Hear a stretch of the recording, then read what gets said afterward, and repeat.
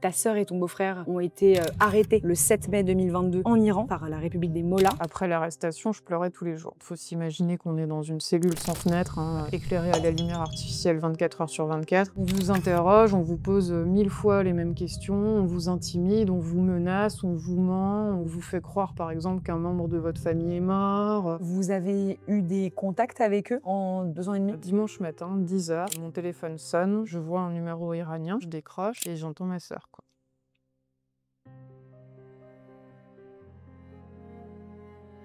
Salut, c'est Julia Layani et bienvenue dans Conversation avant la fin du monde. Aujourd'hui, épisode exceptionnel où nous avons le privilège d'accueillir Noémie Coller, la sœur de Cécile Coller, otage française, arrêtée le 22 mai 2022 en Iran avec son compagnon Jacques Paris alors qu'ils faisaient du tourisme. Ils sont détenus depuis plus de 2 ans par la République islamique d'Iran, un régime autoritaire, sanguinaire et ultra-religieux, dirigé par les Mollahs depuis 1980, où la charia fait loi. Il y a quelques jours, des missiles israéliens ont frappé la prison d'Evin, où sont enfermés Cécile et Jacques. Ils ont donc été déplacés vers un autre centre de détention, dont on n'a aucune information. Mais depuis la fin des tensions entre Israël et l'Iran, leur sœur est redevenue invisible. Et pendant que le monde regarde ailleurs, Noémie, elle, ne vit plus. À l'heure où je vous parle, Cécile Coller et Jacques Paris sont inculpés de 2 chefs d'accusation par le régime iranien et risque la peine de mort. Elle nous raconte aujourd'hui son quotidien, sa douleur et son combat. Si vous appréciez ce podcast, n'hésitez pas à vous abonner sur la plateforme de votre choix, que ce soit YouTube, Spotify, Apple Podcast, Deezer ou Amazon Music,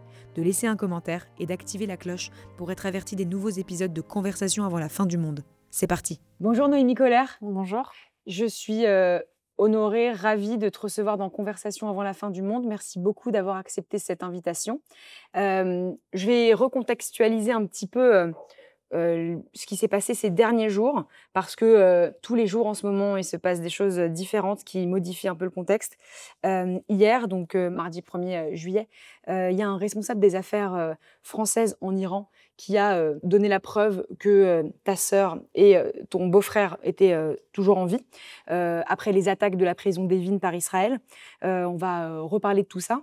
Mais j'aimerais qu'on revienne au début et que effectivement on ait cette conversation toutes les deux sur ce qui s'est passé depuis 2 ans, ce qui se passe dans ta vie et qu'on parle de ta sœur, de ton beau-frère.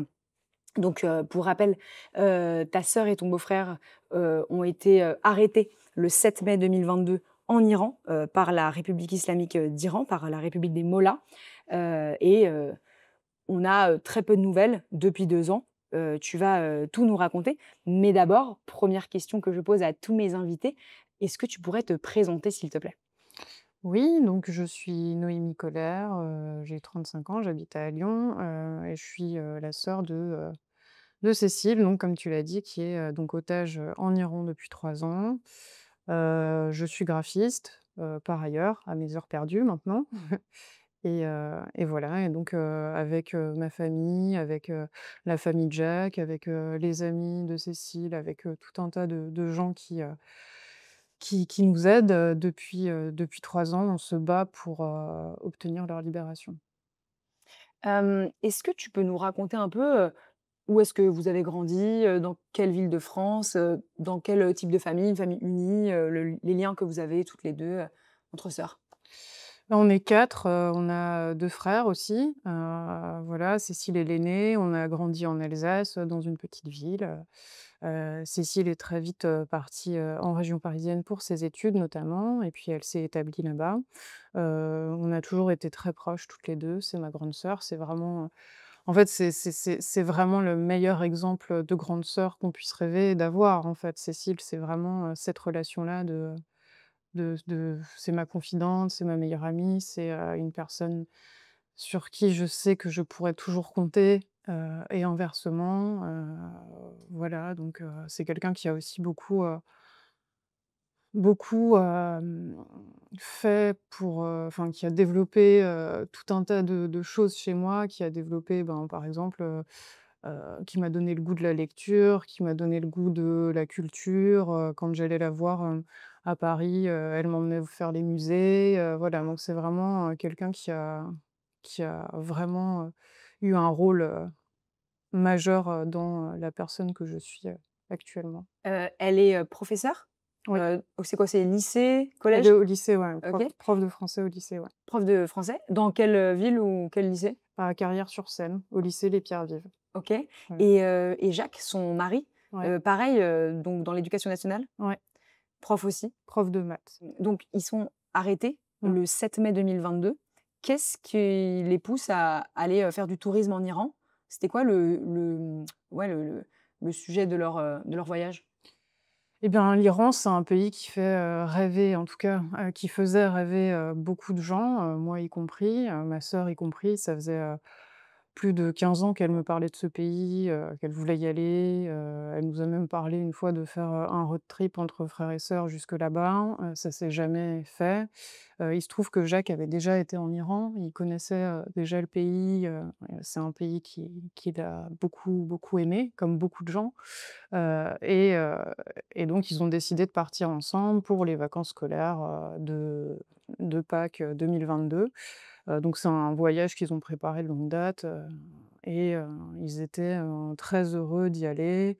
On a reçu d'ailleurs sur le groupe WhatsApp familial des photos, tous les jours, des endroits qu'ils visitaient, de ce qu'ils mangeaient, des selfies où ils étaient, hyper heureux. Ma sœur m'envoyait aussi des messages, hyper enthousiastes où vraiment elle était, très heureuse de voir ce pays, de rencontrer ces gens, de découvrir cette culture, de voir toutes ces merveilles, que le pays, a à offrir. Mmh. Et Les gens aussi, j'imagine? les gens Ouais. énormément, bien sûr, c'est un des, grands attraits du pays, hein, tout le monde le dit, tous ceux qui ont été en Iran, qui ont ouais, qui ont rencontré des gens là-bas. Et ça se traduit aussi, dans mon expérience, dans notre expérience aujourd'hui, c'est qu'on a énormément de solidarité, que ce soit de la part, d'Iraniens de la diaspora ou même, d'Iraniens, là-bas sur place. Donc voilà, c'est effectivement, c'est voilà, leur réputation, n'est pas un mythe. Bien sûr. Voilà. C'est un couple qui, voyageait beaucoup? Oui, oui, oui, ben, ma sœur, pour te dire, elle a été, partout dans le monde. Elle a été en Amérique du Sud, elle a été en Asie, elle a été en Afrique aussi, en Égypte, au Japon, en Thaïlande, Ah ouais, voilà, OK, globe-trotter, c'est à ça. fond la caisse. Et donc le 7 mai 2022, toi, tu es où? Alors le 7 mai 2022, moi je suis à Lyon. En fait, ce qui s'est passé, c'est que, effectivement, on n'a plus de nouvelles de Cécile et Jacques. Le dernier message, qu'on a eu, c'était, un message de Jacques, le 7 au matin, et après ça a été le silence radio. Donc je me rappelle que ma mère m'a appelée, le week-end, suivant, et voilà, on était déjà inquiètes. On se disait: «C'est bizarre, Cécile donne pas de nouvelles». Bon, c'est peut-être, le décalage horaire, la fatigue, le stress de la rentrée, voilà, donc on a essayé de rationaliser, et en fait, on a vraiment paniqué, la semaine qui a suivi, quand ses collègues nous ont alertés qu'elle ne s'était pas présentée, au travail. Et par-dessus, donc mes parents ont reçu un appel, du Quai d'Orsay, le mercredi 11 mai, pour les informer que Cécile et Jacques avaient été arrêtés. Donc le Quai d'Orsay, pour, ceux qui, évidemment ne savent pas et qui nous écoutent, c'est, le ministère des Affaires étrangères. Mmh. C'était qui le ministre à cette époque? OK. Catherine Colonna. Vous recevez ce coup de fil, d'abord qui le reçoit et qui est au bout du fil et qu'est-ce que dit la personne au bout du fil? Alors, c'est pas moi qui ai reçu le coup de fil, donc je pourrais pas répondre avec précision, mais c'est mes parents qui l'ont eu, c'était sans doute un coup de fil du centre de crise et de soutien du ministère des Affaires étrangères. D'accord. Donc en fait, le centre de crise et de soutien, pour être, plus précis, c'est, un service spécial, dont l'action est en fait, de protéger les Français en difficulté à l'étranger. Donc Ah ouais. typiquement les cas d'otages, mais ça peut être aussi, si, bon, ben, il y a une zone en guerre, qu'il y a des Français à rapatrier. On a vu d'ailleurs, hein, là, pendant le conflit, Iran-Israël, tous les Français qui ont été rapatriés, d'Iran et d'Israël, c'est, avec, l'aide du centre de crise et de soutien. Mmh. Ça peut être quand il y a des tremblements de terre, quand il y a des catastrophes naturelles, et ils accompagnent aussi les familles. Donc nous, on est accompagnés depuis, 3 ans par le centre de crise et de soutien. Donc j'imagine que le coup de fil venait d'eux, en fait. OK. Voilà. Et donc ce qui est dit, c'est voilà, Jacques et Cécile ont été arrêtés. Mmh. Il y a un motif? Il y a quelque chose? Non, en fait, il y a rien du tout. Ce qu'il faut savoir, c'est que nous, on a appris, ça, on a appris l'arrestation le 7 mai 2022 et après, on n'a plus rien eu, d'autre, comme info. Il y a eu des communications des autorités, iraniennes, mais vraiment des communications dans leurs médias, d'État, qui présentaient effectivement Cécile et Jacques comme, des espions Ah! européens. Et ces informations, elles étaient, visibles où ça, leur Dans communication dans la iranienne? presse d'État iranienne, D'accord. voilà, Mmh. en persan. Et en fait, à partir de là, ça a été le noir complet pendant 200 jours exactement, heu, puisqu'on n'a pas eu le moindre signe de vie, on ne savait pas où ils étaient, on ne savait pas, comment ils allaient, on ne savait même pas s'ils étaient encore vivants, jusqu'à ce que, la République islamique accepte enfin, de leur accorder une visite consulaire, le 23 novembre 2022, donc 200 jours après, à peu près 7 mois, après leur arrestation. Donc pendant ces 7 mois, personne ne savait rien de la situation de Jacques et Cécile. Qu'est-ce qui se passe dans ta famille pendant ces 200 jours? J'imagine que c'est un changement évidemment, colossal. Heu, quels sont comment ça se passe, au quotidien, vos liens et cetera? Bah, c'est un bouleversement, hein. Franchement, c'est vraiment, quelque chose qui a, complètement changé nos vies, bouleversé nos vies. Nous, nos vies, elles sont vraiment en suspens, hein, Mmh. depuis 3 ans et du coup, bon, bah, voilà, on est, hyper inquiets, angoissés, on devient fou à force de pas avoir d'informations, de pas avoir de réponses. Hem, Moi, ma façon de gérer tout ça, c'est de chercher des infos, mais frénétiquement. Tout ce que j'ai pu lire, tout ce que j'ai pu trouver ben, la détention en Iran, sur, la question des otages en Iran, parce qu'on a su dès le départ que c'était des otages, on nous l'a dit, ça a été très clair, des monnaies d'échange. Dans la presse, d'État, ils disent que ce sont des prisonniers, qui ont été arrêtés parce que c'est des espions, mais toi tu as quand même, l'information que c'est des otages, c'est dit comme ça aussi? Oui, c'est clair. En fait, c'est quelque chose qui est connu. C'est nous, on le découvre à ce moment-là, mais c'est une pratique qui est connue, qui est vraiment quelque chose qui est pratiqué depuis, longtemps par, la République islamique, donc ce qu'on appelle la diplomatie des otages, même si Ouais, c'est un peu maladroit parce qu'il y a rien de diplomatique bien sûr. là-dedans. C'est voilà, une politique d'enlèvement, en fait, de ressortissants étrangers pour, obtenir des concessions de la part de, leurs États d'origine, quoi, de Mmh. provenance. Donc il y a eu, énormément de cas, et lorsque Cécile et Jacques ont été arrêtés, il y avait déjà, plusieurs Européens qui étaient dans cette situation, dont 2 Français, donc Fariba Adelkha et Benjamin Brière. Après Jacques et Cécile, il y aura encore, 4 autres Français qui seront, arrêtés. 3 autres Français, pardon, qui seront arrêtés. Donc c'est vraiment, quelque chose qui s'est accéléré, en fait, au moment des grosses manifestations, des gros mouvements de révolte du mouvement Femmes, vie, liberté qu'on a connu, Mmh. en septembre 2022. Ah, c'est à ce moment-là qu'il y a, voilà, il y a des prises d'otages quoi, on pourrait dire, Enfin, Cécile et Jacques ont été arrêtés 6 mois avant. d'accord. Et à partir de septembre, et bien, il y a Louis Arnault qui a été arrêté le 28 septembre, il y a Bernard Fellan qui a été arrêté le 6 octobre et il y a Olivier Grondeau qui a été arrêté le 12 octobre. Donc on voit vraiment qu'il y a une accélération des arrestations et là, c'est le cas des Français, mais il y a aussi eu des Espagnols, il y a Oui. eu, des Allemands, des Danois, C'est enfin souvent des Européens, peut-être des Américains? des Américains et des Ouais, Européens, ouais. Mmh. d'accord. Hem, d'accord. Heu, donc heu, donc pendant 200 jours, vous n'avez, pas de nouvelles. Mmh. Quand est-ce que vous avez des nouvelles? Et surtout, tu as dit: «Enfin, le régime a accepté, après des négociations, de donner des nouvelles». Comment ça s'est passé ces négociations?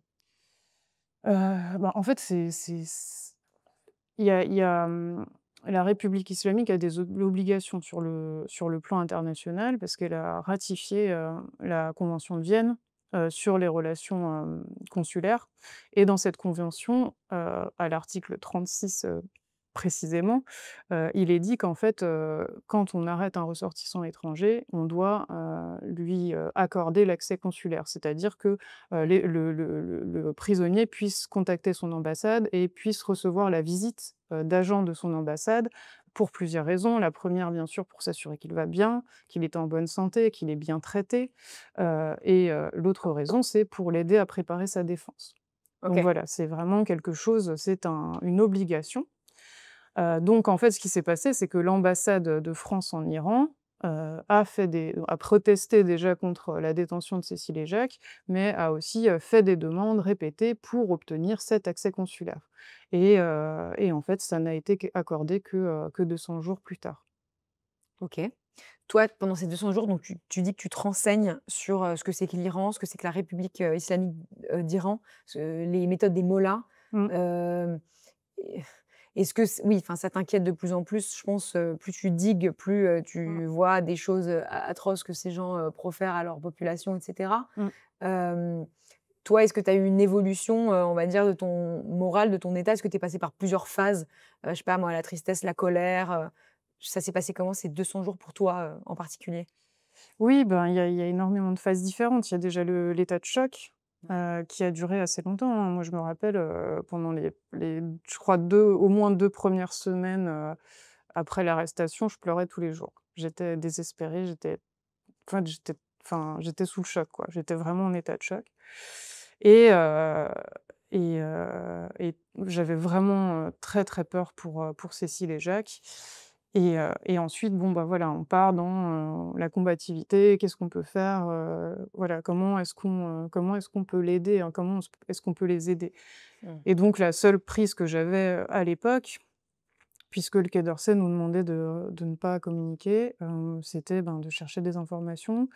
Voilà, donc je me suis, vachement, documentée sur, cette, pratique, sur, qui était dans cette situation-là, j'ai trouvé un livre aussi qui m'a énormément aidée, c'est, le livre de Kaylee Moore Gilbert, qui est une, ancienne otage australienne qui est restée, Mmh. 804 jours, dans la section, des gardiens de la Révolution, donc dans une section de haute sécurité extrêmement difficile, assez similaire à celle dans laquelle, étaient détenus Cécile et Jacques jusqu'au, 23 juin. Donc elle en parle beaucoup, elle parle de sa détention et ça m'a vraiment, c'était très dur à lire, mais ça m'a vraiment, permis de, combler en fait, des tous ces trous que j'avais, par rapport à ce que pouvait vivre, ma sœur, en fait. Et il y avait plusieurs choses qui me terrifiaient vis-à-vis de Cécile. On nous a assuré dès le départ, qu'il n'y aurait pas de sévices physiques dans la mesure où, comme ce sont des otages et des monnaies d'échange, ils ont, une valeur marchande, donc on ne doit pas les abîmer, en tout cas pas physiquement. Heu Qui vous dit ça? Plusieurs personnes, notamment, toutes les personnes à qui on s'adresse et qui connaissent un petit peu OK. Ah d'accord. C'est voilà. pas le Quai d'Orsay qui vous dit ça? Si, le Quai d'Orsay nous le dit aussi, OK. c'est une des 2 garanties qu'on a, c'est que, qu'on nous donne en tout cas, c'est qu'ils ne seront pas, maltraités physiquement et qu'ils reviendront, on ne sait pas quand, mais qu'ils reviendront. Ça, c'est les seules 2 choses qu'on nous assure. Hem, voilà, donc moi, ce qui me terrorisait, c'était, la torture psychologique, notamment, l'isolement cellulaire, qui est une pratique, voilà, très répandue là-bas. D'ailleurs, le prix Nobel de la paix Narges Mohammadi a écrit un livre là-dessus qu'elle a appelé «Torture blanche», où en fait, justement, elle documente, cette pratique-là, en interviewant, différents, prisonniers politiques qui ont vécu, l'isolement cellulaire.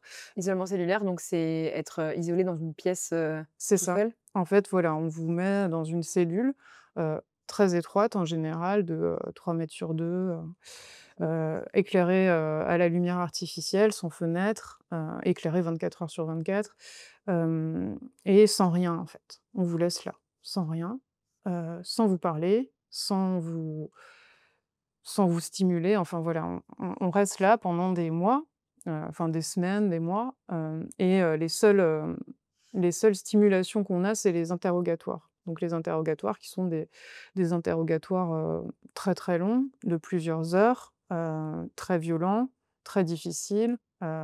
C'est pareil, c'est un peu enfin, c'est une forme de torture psychologique où en fait on vous interroge, on vous pose, 1000 fois les mêmes questions, on vous intimide, on vous menace, on vous ment, on vous fait croire, par exemple, qu'un membre de votre famille est mort, on vous fait croire que, tout le monde vous a oublié, que votre gouvernement, s'en fout de vous, va pas vous que vous allez mourir ici parce que personne ne se bat pour vous, tout le monde vous a oublié, vous ne comptez pas. Et tout ça, en fait, pour vous pousser à faire de faux aveux. Voilà, donc c'est ça l'isolement cellulaire. Tu as eu la preuve que, ta sœur et ton beau-frère, ont vécu ce genre de pratique? Alors on le sait, on l'a appris, à la première visite consulaire le 23 novembre, 2022. Donc, après les 200 ah non, Oui, plus c'est tard ça, après? Après après les les 200 200 jours? jours, c'est D'accord. ça. On sait qu'ils ont fait au moins 3 mois d'isolement cellulaire, consécutif, mais moi j'ai eu, des témoignages, d'anciennes, codétenues qui m'ont dit que, en mesure de rétorsion, Cécile avait vécu d'autres périodes d'isolement cellulaire. Donc en fait, tout est fait, pour briser, pour briser les gens psychologiquement. Et quand vous écoutez, les témoignages d'anciens détenus, notamment des anciens otages, Olivier Grondeau en a beaucoup parlé. Olivier Grondeau a dit, «Voilà, vous ne trouverez pas de marques sur mon corps, mais par contre, les cicatrices, elles sont à l'intérieur, en fait», et tout le monde le dit. C'est ce qui ressort aussi du de l'ouvrage de Narges Mohammadi, «Torture blanche», c'est vraiment quelque chose, qui vous détruit, qui vous brise et qui n'est pas visible de l'extérieur. C'est qui, ces gens, qui font les visites consulaires? C'est des Iraniens? C'est des Français? Ce sont des Français, donc en ce qui concerne Cécile et Jacques, c'est, l'ambassadeur Nicolas Roche, donc Ouais, l'ancien ambassadeur Nicolas Roche qui, donc ambassadeur, français en Iran? c'est ça, D'accord. qui est allé les voir. Et quand il a quitté son poste, en mars, c'est, son conseiller, son numéro 2, qui devient chargé d'affaires en l'absence de l'ambassadeur. Donc en fait, c'est lui qui assure l'intérim. On appelle ça un chargé d'affaires, et Mmh. donc là, c'est lui qui a donné, les dernières visites consulaires, à Cécile et Jacques. Pas celle de cette semaine, celle de plus précédemment? Si, celle de cette semaine. D'accord, Parce que là, c'est en fait, Nicolas Roche est parti en mars, et en attendant que le nouvel ambassadeur arrive, donc le chargé d'affaires prend le relais. Donc d'accord. là, les dernières visites consulaires que Cécile et Jacques ont reçues, y compris celle, d'hier, c'est le chargé d'affaires qui l'a donnée. OK. Par rapport au Quai d'Orsay, donc au ministère des Affaires étrangères, c'est quoi vos liens avec eux pendant ces 200 jours? J'essaie de me mettre, à votre, place, et qu'est-ce que vous ressentiez à l'égard de l'État? Est-ce que vous dans ces 200 jours de silence, en fait, radio, est-ce qu'ils vous donnaient des nouvelles? Est-ce que vous aviez une colère envers, l'État? Est-ce que vous disiez qu'ils faisaient, assez les choses pour faire bouger les choses, justement? C'était quoi votre, C'est très sentiment? dur. C'est très, très dur parce qu'ils sont là, on a des interlocuteurs qui sont, très disponibles, très humains. C'est vraiment des gens, enfin, voilà, on a vraiment, bon, il y a eu des changements de poste et tout, donc on n'a pas le même interlocuteur qu'on avait, tout au début, mais c'est vrai qu'on a la Ouais. chance d'être, en contact avec des gens qui sont vraiment, bah, hyper chouettes, en fait, qui Mmh. sont, à l'écoute, qui prennent le temps, de discuter. On sent aussi qu'ils s'impliquent personnellement, en Mmh. fait, dans le dossier. Ils s'attachent aux otages, et on sent, enfin, voilà, c'est vraiment des gens qui sont très humains. Après, ce qui est très compliqué à gérer pour les familles, c'est, de ne pas avoir d'infos. Et en fait, bon, voilà, on sait que ça vient, c'est pour tout un tas de raisons. Il y a des choses qui sont secrètes et qui ne doivent pas être communiquées, y compris aux familles. Et il y a aussi beaucoup de rétention d'informations de la Mais part des autorités iraniennes. quel genre d'informations on n'aurait pas le droit d'avoir? Ben, notamment, tout ce qui peut concerner les négociations en coulisses pour, obtenir la libération des OK. otages. Voilà, c'est des choses qui sont secrètes, Mmh. c'est, voilà, de l'ordre du secret. Après, il y a aussi d'autres raisons à ça, c'est que, hem, tant que, tant que les otages n'ont pas quitté l'espace aérien iranien, ou alors n'ont pas passé la frontière si jamais, l'espace est fermé, enfin, en tout cas, tant qu'ils ne sont pas sortis d'Iran, on ne peut pas être sûr que la libération soit effective. On ne peut pas être sûr qu'il y ait pas de Mmh. retour en arrière. Donc en fait, il y a aussi cette raison-là pour laquelle ils sont très prudents quand ils nous donnent des informations, c'est ne pas nous donner de faux espoirs, alors que, ça a été le cas de Benjamin Brière. Pour te donner un exemple, Benjamin Brière, donc un des autres otages qui a été libéré en 2023. Donc lui, en fait, il avait été accusé d'espionnage. Il avait été condamné à 8 ans pour espionnage, Ouais. et en fait, début 2023, sa peine a été cassée. Il a été blanchi. On lui a dit: «Bon, ben, voilà, en fait, on s'est trompé». Enfin voilà, il a été blanchi. Donc c'était en février, il était censé être, libéré. Donc voilà, l'annonce a été faite, à sa famille, l'annonce a été faite, à l'ambassade. Donc voilà, l'ambassadeur est venu, aux portes de la prison pour, venir le chercher. Donc lui, il a distribué ses affaires à ses codétenus comme, le veut la tradition. Il a dit au revoir à tout le monde et il est parti. Il a passé les différentes portes de la prison et juste avant la dernière porte, on lui a touché l'épaule en lui disant: «Ouais, non, en fait, tu retournes en cellule». Voilà, et il y est resté encore, 3 mois de plus. Il était déjà en grève de la faim. Il était en grève de la faim, depuis, fin janvier, et donc il a continué sa grève de la faim et il a été libéré, voilà, je crois qu'il a fait plus de 100 jours de grève de la faim et il a été libéré ensuite, voilà, ça a été, la première libération de cette, série d'otages, J'ai entendu une histoire similaire, qu'une otage israélienne, qui a été, kidnappée le 7 octobre 2023 racontait exactement ça, que Mmh. les geôliers, terroristes quoi, lui disaient: «C'est bon, tu peux sortir» et en fait, dès qu'elle sortait de la maison, il lui disait: «Non, en fait, tu restes». Donc ça, c'est ouais, d'accord, OK. Hem, donc ça, c'est au bout donc il se passe 200 jours effectivement de silence et ensuite, qu'est-ce qui se passe? Vous avez, voilà, la preuve d'un signe de vie, donc vous comment vous réagissez, émotionnellement à cette, nouvelle? Bah, déjà, la journée est très longue parce que nous, on nous appelle à 8 heures pour nous dire: «Voilà, une visite consulaire a été acceptée». On ne se réjouit pas trop vite, elle peut être annulée au dernier moment. Apparemment, c'est des choses qui arrivent souvent. Donc voilà, attendez ce soir qu'on vous appelle et on vous fera le compte rendu si elle a bien eu lieu. Donc on a attendu toute la journée, jusqu'à je crois, 19 heures, pour qu'on nous dise: «La visite a bien eu lieu, on Ouais. sait où ils sont». Heu, voilà, on vous fait un compte rendu, et on vous donne, les informations qu'on a pu, à voir, sachant que la visite, a duré, 10 minutes, ce qui est extrêmement court. 10 minutes chacun parce qu'ils n'ont pas vu l'ambassadeur ensemble, Mmh.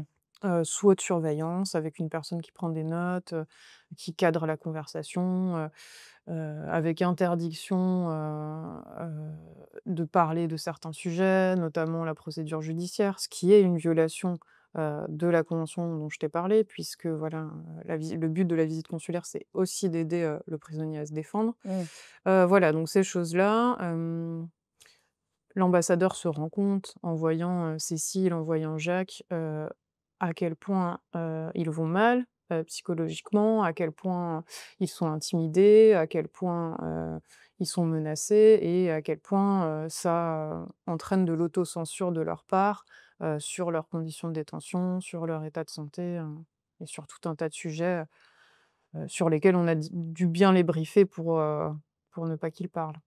Vous, vous avez un contact direct avec, ce chargé d'affaires, ou c'est un compte rendu? Il ressemble à quoi ce compte rendu? C'est un Heu, papier? C'est non, c'est un compte rendu que le centre de crise et de soutien nous transmet ensuite. Voilà, à l'oral.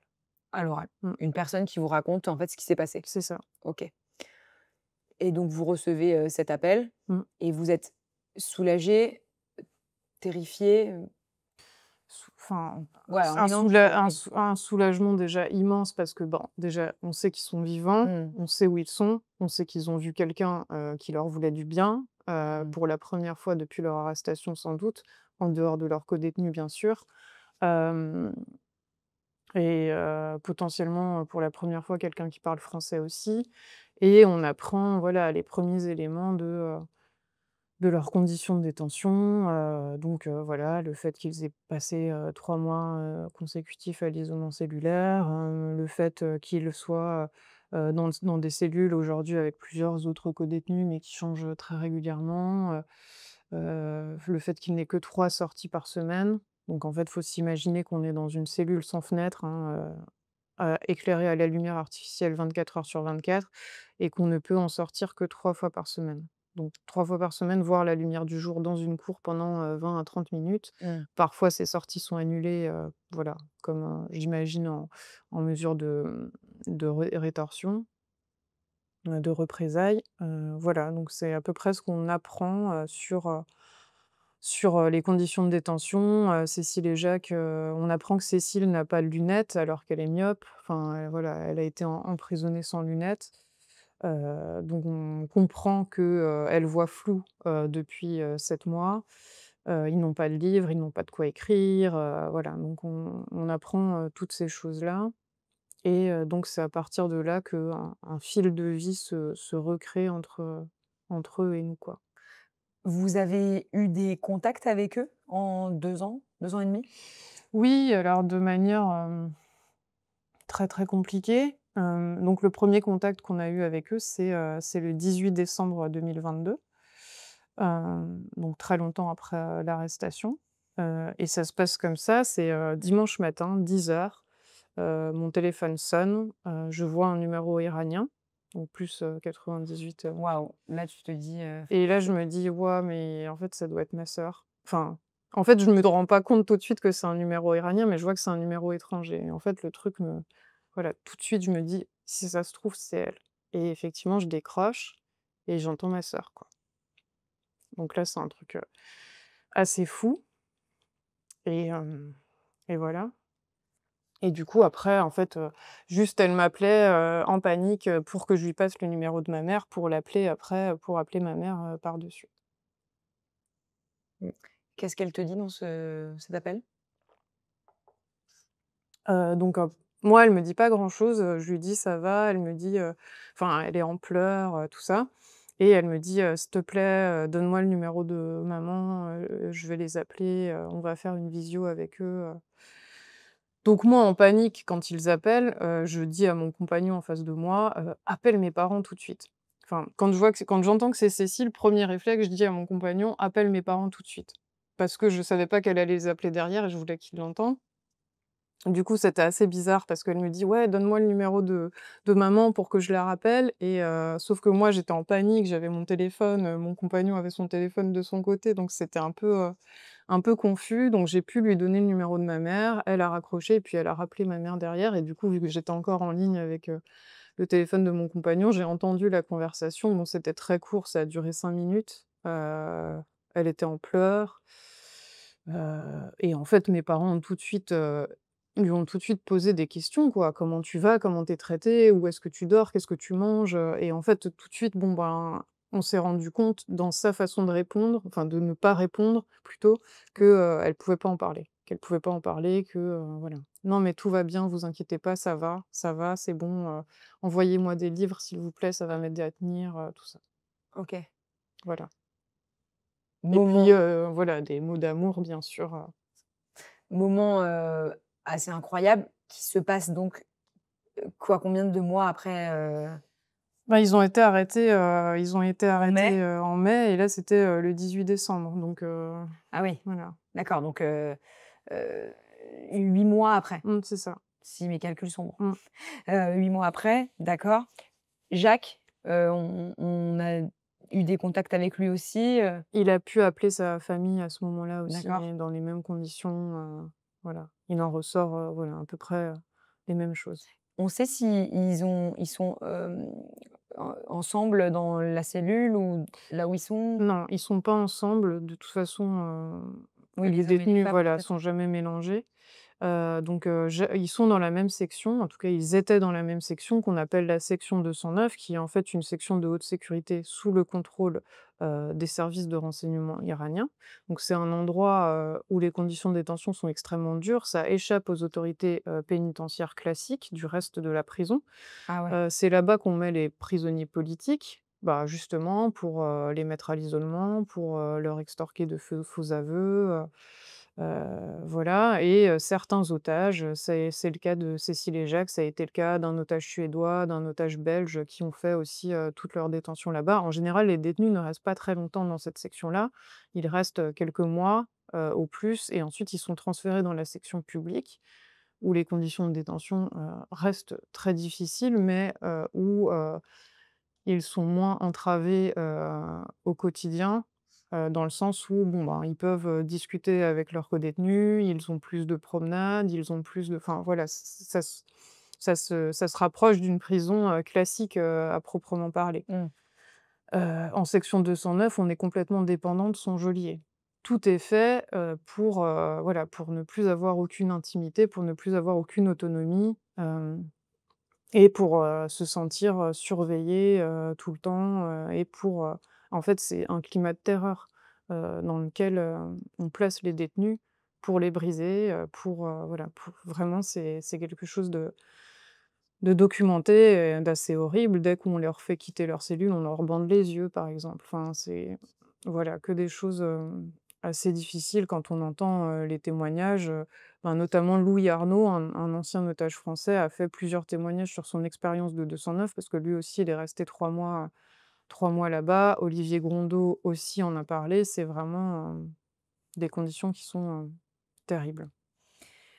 Après cet appel que vous recevez de Cécile, qu'est-ce qui se passe? Il y a un temps long sans nouvelles.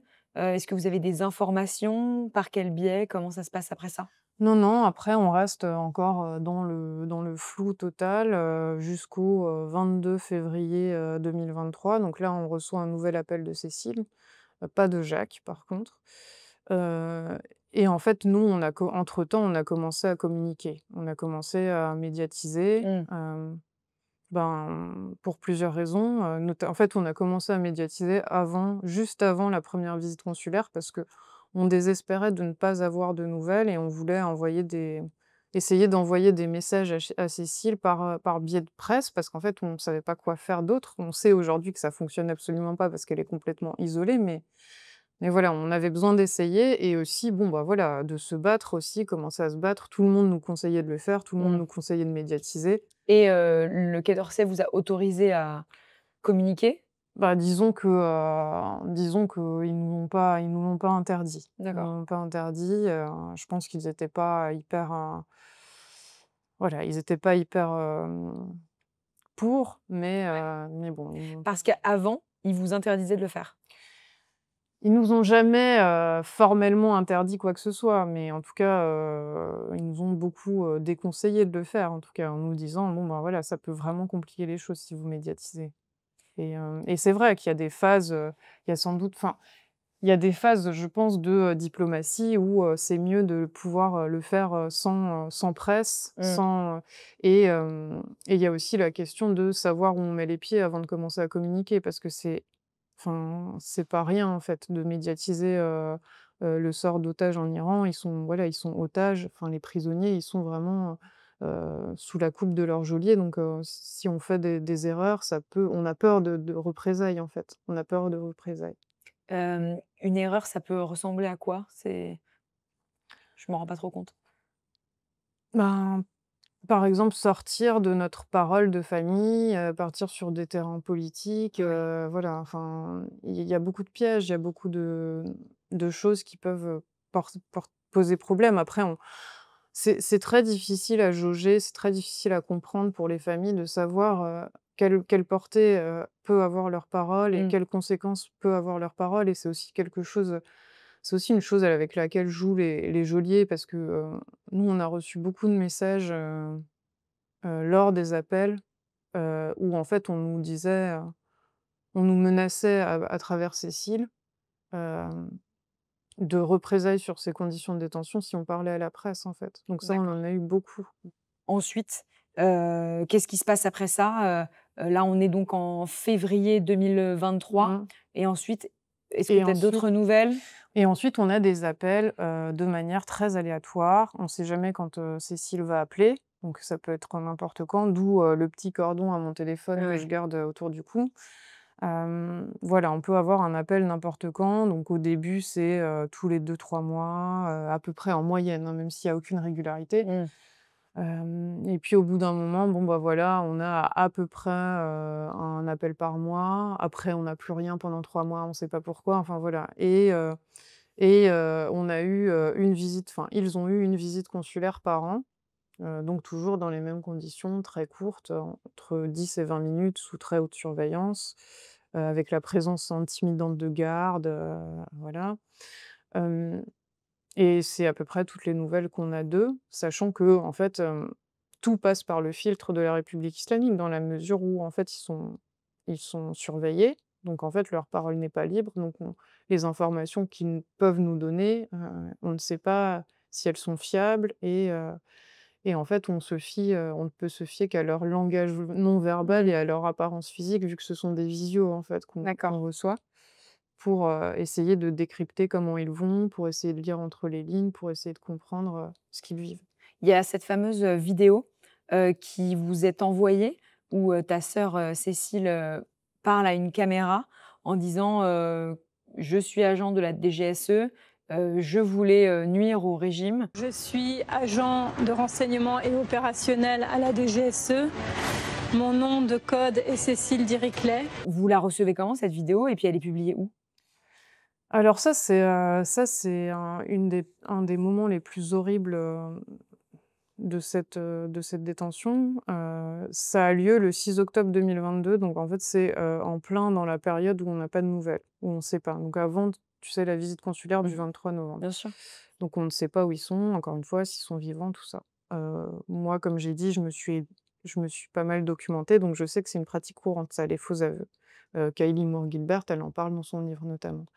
Et un matin, moi je vais au travail et je reçois un message, d'une amie, qui est la fille d'une otage, allemande, aussi en Iran et qui a plus d'expérience et qui, enfin l'otage est binationale, donc elle parle persan, donc elle suit beaucoup les médias d'État. Donc elle m'envoie un message en me disant: «Je suis désolée Noémie, sois forte», avec un lien Twitter et j'ouvre ce lien et je tombe direct sur la vidéo de ma sœur.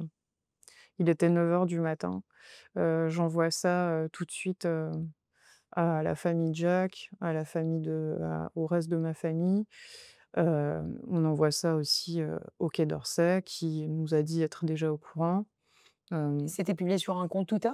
sur un compte Mais, Twitter, ouais. quel compte?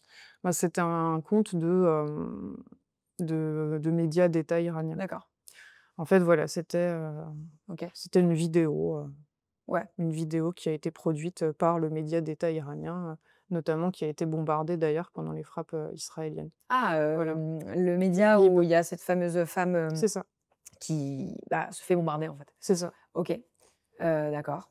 Voilà. Elle est accessible en plus cette vidéo, enfin, on peut aller la voir. Enfin, moi, je l'ai vue du coup Mmh. pour, me renseigner pour préparer cette interview. Est-ce qu'elle est virale cette vidéo? Est-ce que les Français, qui sont au courant qu'effectivement il y a, des Français otages, est-ce qu'ils repartagent cette vidéo? Enfin, cette vidéo, elle est vue par beaucoup de monde? Hem, Ce qui est sûr, c'est que, nous, on reçoit la vidéo à 9 heures et à 11 heures, elle fait le tour de tous les médias. OK, Donc en fait, si on n'avait pas eu, enfin voilà, on était à 2 heures de l'apprendre, dans la presse. d'accord. Je sur les réseaux sociaux, oui, bien sûr, ça fait du bruit, ça fait énormément de bruit, c'est vraiment quelque chose qui a été, très, très, très, très médiatisé, oui, les faux aveux. Mmh. Hem, donc, ta sœur et ton beau-frère sont, enfermés dans la prison de Evin, qui a été bombardée récemment par, Israël, par des frappes israéliennes. Quand tu apprends, cet événement, qu'est-ce que tu te dis? Qu'est-ce que vous vous dites? Bah, en fait, ça a commencé le 13 juin avec les premiers échanges de frappes. Donc nous, on est terrifiés, hein, dès le départ, hein. Dès le départ des bombardements, on est terrifiés, Mmh. ben, déjà parce qu'on voit qu'il y a des victimes civiles, on voit que les, déclarations sont de plus en plus virulentes de part et d'autre, on voit qu'il y a des frappes qui ont lieu, à 2 kilomètres de la prison. Heu et en fait, on a juste peur que, Cécile et Jacques, et les autres prisonniers qui, en fait, n'ont pas la possibilité de fuir, soient bombardés. Mmh. Donc en fait, on retient notre souffle comme ça, depuis le 13 juin et heu et jusqu'au 23 juin, donc où, la prison est finalement, bombardée. Et en fait, c'est très, très dur parce que, c'est ce qu'on craignait, c'est ce qu'on redoutait depuis le départ. Ça n'a aucun sens de bombarder une prison, c'est même un crime de guerre, en fait. C'est un crime de guerre parce que, on cible des civils, des gens qui n'ont aucune possibilité de fuir. Je rappelle que, pendant 10 jours, il y avait des appels à évacuer Téhéran aussi, hein. Tous les jours, nous, on voyait des appels à évacuer Téhéran parce qu'ils allaient frapper, parce que les civils n'étaient pas en sécurité à Téhéran, donc on leur demandait de partir de Téhéran. Téhéran, c'est une ville de je crois de 12 millions d'habitants, donc voilà, très, très compliqué, à comprendre, Et donc voilà, frappe sur la prison, sachant que, l'infirmerie a été ciblée, donc des médecins, des, infirmiers qui ont été tués.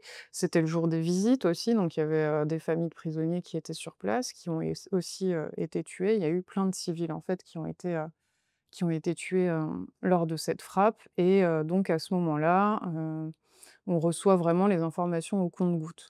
Donc d'abord, on nous parle d'un portail qui a été, bombardé. Heu, on voit en même temps des images, qui, ne concordent pas du tout avec cette hypothèse qu'un simple portail, ait été touché parce qu'on voit que c'est vraiment, Mmh. enfin, on voit les images, de la fumée et tout ça et du coup, on reçoit vraiment les informations, au compte-gouttes. Le soir même, Jean-Noël Barrot, annonce, après que le centre de crise nous ait envoyé un message, bien sûr, Jean-Noël pour Barrot, dire qui est le ministre des Affaires étrangères actuel. voilà, Jean-Noël Barrot, ministre des Affaires étrangères, aux 20h de France 2, heu, annonce, Cécile et Jacques n'auraient pas été blessés dans les frappes. Donc il utilise le conditionnel. Pourquoi? Parce que cette information vient des autorités iraniennes. Mmh. Or, nous, on le sait depuis plus de 3 ans maintenant, la parole des autorités iraniennes n'est pas fiable. En tout Mmh. cas, elle ne peut pas servir de garantie à aucun moment. Donc là, c'est l'horreur. C'est l'horreur pour nous, c'est l'horreur aussi pour, des dizaines de familles, de prisonniers qui ont perdu, la trace de leurs proches. On ne sait pas si on va les retrouver sous les décombres, on ne sait pas s'ils ont été transférés, on ne sait pas où. On sait juste que la prison au bout d'un moment, on comprend que la prison a été évacuée.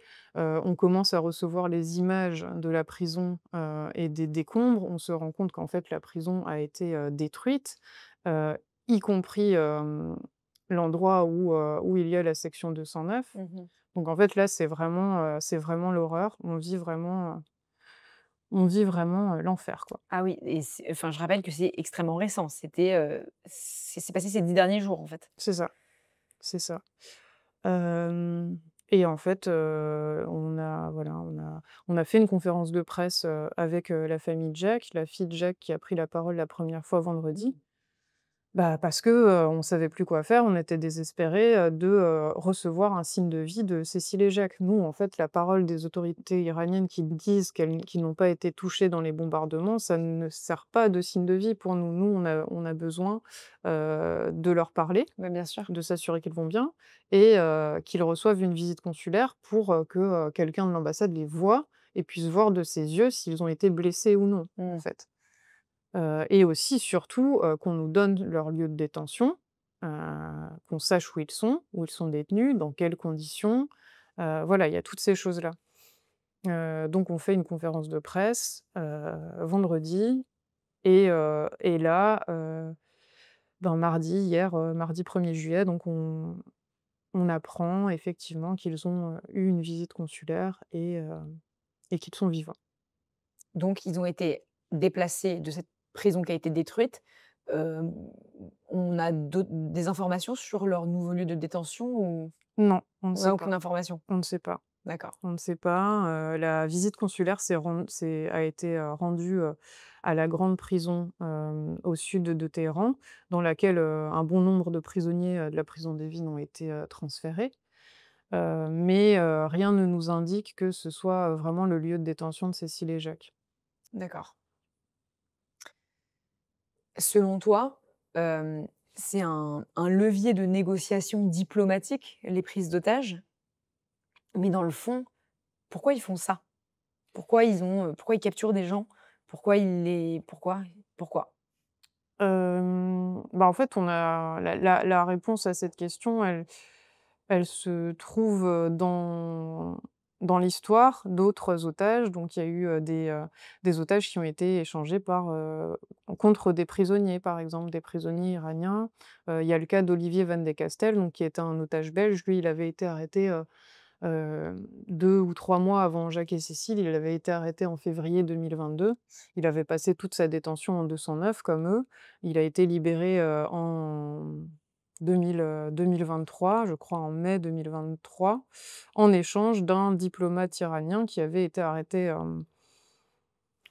en France, mais qui avait été incarcéré en Belgique parce qu'il était en train d'organiser un attentat, en fait, un attentat en France. Donc il avait pris 30 ans de prison, il était incarcéré en Belgique.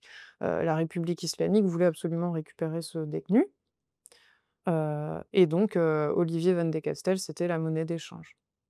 Voilà, donc ils ont été échangés, en mai, 2023. Il y a eu un autre cas aussi avec un otage suédois, pareil, il avait passé, toute sa détention, en 209 et il a été, échangé lui aussi contre, un ancien procureur iranien qui avait pris, prison à perpétuité en Suède pour crime contre l'humanité parce il avait participé à l'exécution, de masse, d'opposants à la fin des années, 80. Donc voilà, c'est souvent des échanges de prisonniers. Quand on connaît en tout cas le prix, c'est souvent les échanges de prisonniers. Parfois, c'est de l'argent aussi, des avoirs qui sont gelés ou des choses comme ça. Il y a, voilà, il y a différents cas de figure. Dans le cas de Cécile et Jacques, on ne sait pas. On ne sait pas ce qu'ils veulent. On soupçonne que, leur prix change, selon, les circonstances, selon le contexte, mais c'est vrai qu'on n'a pas vraiment d'éléments là-dessus. Hem, Quelles sont les perspectives d'optimisme, d'avenir, tu te dis quoi sur le futur? Bah, c'est ça qui est difficile, dans cette, situation, c'est qu'on n'a pas de perspective, en fait. On n'a pas de perspective, c'est ça qui les détruit aussi tous les 2. C'est qu'ils ne savent pas quand ils vont sortir. Ils savent pas s'ils sortiront un jour, ils savent pas quand ils vont sortir. Il y a pas de date, Non, d'estimation d'années, de mois? absolument pas. Absolument pas. Je pense que tout le monde, y compris, les autorités françaises, sont, surprises, du temps que ça prend, enfin surprises de que ce soit aussi, difficile de Ah les oui? sortir de là et Mais alors qu'il y a d'autres otages, mais ils sont quand même surpris du bah, en fait, les autres otages, ils ont pu les faire sortir avant Cécile et mmh. Jacques. Sur Cécile et Jacques, il y a un acharnement qui est très particulier.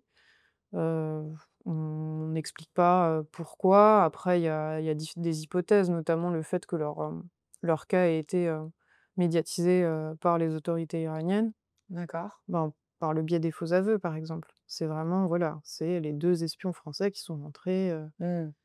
en Iran pour, voilà, pour déclencher, des mouvements de révolte et des choses comme ça, en fait. C'est comme ça qu'ils sont présentés et du coup, ils ont aussi cette fonction médiatique, quoi. Est-ce que tu as le sentiment que les autorités françaises, le gouvernement français fait le maximum pour, les libérer? Là, on peut difficilement douter aujourd'hui Mmh. parce qu'effectivement, il y a bah, déjà, c'est ce que tous les otages disent quand ils reviennent. Ils disent: «Voilà, faites confiance aux Ah ouais? autorités françaises, elles sont vraiment, mobilisées pour les faire sortir, c'est certain». Et c'est vrai que là, depuis janvier 2025, le ton des autorités françaises a beaucoup changé. Elles s'expriment beaucoup plus, publiquement sur la question des otages. On a des soutiens, incroyables, de part et d'autre, dans le monde politique, dans le monde, des ONG et tout. Enfin, on a vraiment énormément de soutien. Là, la mobilisation, elle a pris, elle est rentrée dans une autre dimension qu'on attendait, en fait. On s'est battu pendant 3 ans pour, justement en faire une cause nationale. Aujourd'hui, c'est devenu une cause nationale, et on voit vraiment que ce soit, ouais, que les autorités françaises, prennent à cœur ce dossier et on l'a vu pendant le conflit, entre Israël et l'Iran, très récemment, c'est que le cas de Cécile et Jacques, était omniprésent, en Mmh. fait. Ouais. Donc on a du mal, effectivement à douter de l'implication des autorités françaises pour leur libération. Ce qui est difficile pour nous, c'est que, on n'a pas d'informations. Les autorités françaises elles-mêmes ont très peu d'informations, en tout cas très peu d'informations qu'elles puissent nous communiquer et en fait, faire confiance à l'invisible, au jour le jour, Mmh. c'est très difficile, quoi. Hem, Toi, comment ça va? Bah, depuis hier, ça va mieux. Ça va mieux, maintenant que je sais que ma sœur et Jacques sont vivants, ça va enfin, je suis soulagée, mais encore une fois, moi, ma vie est en suspens tant qu'ils seront pas rentrés, ça n'ira pas. Mmh. Ça n'ira pas. Voilà, on se bat pour qu'ils reviennent et et ça prend, voilà, ça prend énormément de place et enfin, ça prend toute la place. L'ambassadeur, iranien en France, qui s'appelle Mohamed Ahmadinejad. Il passe à la radio. C'est quelqu'un qui est au service du régime des mollahs. Il passe à la radio, sur RTL, sur France Inter. Quel sentiment tu as à l'égard de ces invitations-là qu'il reçoit? Est-ce que quand tu le vois à la radio ou quand tu le vois à la télé, qu'est-ce que tu ressens? Enfin, moi, personnellement, je trouve que ça me met mal à l'aise de voir quelqu'un qui est au service du régime islamique d'Iran passer sur le service public à la télé. Je trouve ça étrange, en fait, qu'il y ait un porte-parole qu'on invite. T'en penses quoi? Bah, c'est un ambassadeur. C'est quelqu'un qui est en France, il joue son rôle, hein. Il est en France pour représenter la République islamique d'Iran. Il a son ambassade, il a son rôle. Donc, qu'il soit invité dans les médias, bon, bah voilà, il fait son rôle d'ambassadeur. Voilà, j'ai pas vraiment de commentaires à faire là-dessus. Par contre, ce que je peux te dire, c'est que quand il parle des otages, là, ses dernières prises de parole vis-à-vis des otages, et d'ailleurs, je trouve que enfin, moi, je suis reconnaissante des journalistes qui l'interrogent et qui l'interviewent et Ouais. qui l'interrogent sur la question des otages. Ça n'a pas toujours été le cas. Mmh. Bon, bah, il répond non, mais on est désolé d'avoir des prisonniers français. Nous, de toute façon, en tout cas, moi, j'aimerais qu'ils soient libérés le plus vite possible. C'est ce qu'il a dit. Il a été interviewé sur RTL le lundi matin avant les frappes, le lundi 23. Et il disait dans ces mots on est désolé d'avoir des prisonniers français. Moi, mon souhait, c'est qu'ils soient libérés le plus vite possible, dans les jours qui viennent, dans les heures qui viennent. Voilà. Et en fait, le fait qu'il s'exprime dans ces termes-là, c'est quelqu'un qui représente son pays. Il représente les autorités de son pays. Donc quand il dit ça, voilà, c'est la parole de son pays qu'il porte. Sauf que c'est pas suivi d'effet. Donc en fait, j'ai du mal à comprendre, pourquoi il parle comme ça, alors que, il se passe rien derrière. Donc en fait, c'est très simple. Si vraiment le souhait de la République islamique, c'est de libérer Cécile et Jacques, c'est pas très compliqué pour eux de le faire. Donc voilà, c'est tout ce que je peux te répondre sur cette question-là. Donc, on lui passe un message à Ah bah, bien sûr, on lui dit, bon bah, faites suivre vos paroles, d'action. ouais, OK. Voilà. Merci 1000 fois pour ton témoignage. C'est la fin de cette interview. Beaucoup d'émotions. Merci beaucoup. Je pense que c'est clair, on a abordé tous les aspects et voilà, avis à tous ceux qui nous écoutent et qui nous regardent, partagez un maximum cet épisode, parlez-en autour de vous, parlez de Cécile et Jacques, Cécile Collère et Jacques Paré qui sont dans les prisons iraniennes, otages par le régime islamique d'Iran. Merci Noémie, je te souhaite le meilleur. Merci Tu beaucoup. reviens quand tu veux pour en parler OK. et à bientôt. Merci à toutes et à tous d'avoir écouté mon podcast Conversation avant la fin du monde. C'était Julia Layani. Si vous avez kiffé ce podcast, n'hésitez pas à faire plusieurs choses. La première, mettez 5 étoiles. La deuxième, taguez le podcast en story. Bon, ça, vous n'êtes pas vraiment obligé, mais en vrai, ça peut grave m'aider. Enfin bon, t'as compris. Et surtout, abonnez-vous au podcast sur la plateforme que vous utilisez. Et si c'est Spotify, mettez un commentaire. Ou tout simplement, vous m'envoyez un DM sur Instagram, sur le compte Conversation avant la fin du monde ou Julia Layani, pour me faire vos petits retours parce qu'ils sont hyper précieux pour moi. Et surtout, merci à vous tous. Je vous promets de faire de mon mieux pour sortir un épisode toutes les semaines. Bisous love.